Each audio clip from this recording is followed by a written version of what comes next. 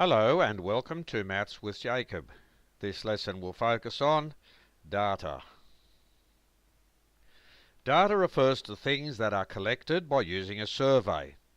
They are called data because they have not yet been organised. Once data are organised, we then have information. The things that are collected could be numbers, colours, symbols, or anything else. Example 1. A survey of 20 students was taken to find out the favourite colour of each student. The results were as follows. So these were the answers from the 20 students. The collection of the 20 colours represent data. When they are organised as follows, they become information. So red, we have 5 students, blue 4, green 3 students, yellow 4 students, and pink 4 students. So once we have this organised data here, which now becomes information, we can find some very interesting facts. It can be seen from the above that red is the most popular colour, because 5 students like red.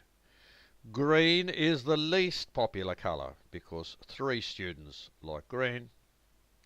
And blue, yellow and pink are equally popular because each of them has the number 4 next to it. We can also use pictures when collecting data. For example, we take a survey of 6 random students from a class. We ask them to tell us the number of books they read last term. So here are the 6 students. And we just put the little icons here, the little pictures representing the number of books, and at the end we have the totals. So pictures are a very interesting way of collecting data.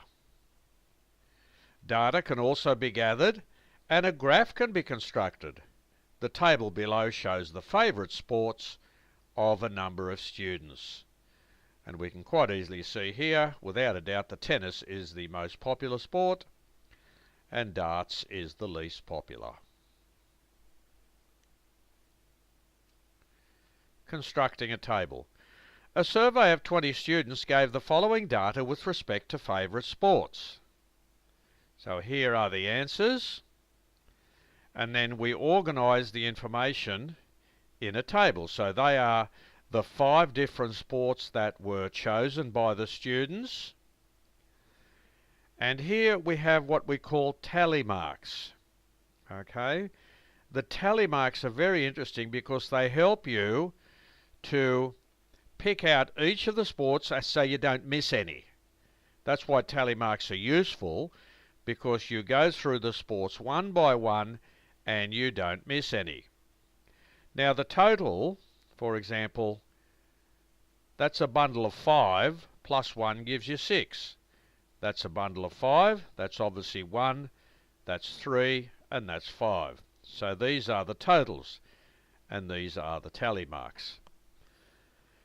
Now, we can see that tennis is the most popular sport because of the number 6. Golf and soccer enjoy the same popularity because they each have 5 next to them.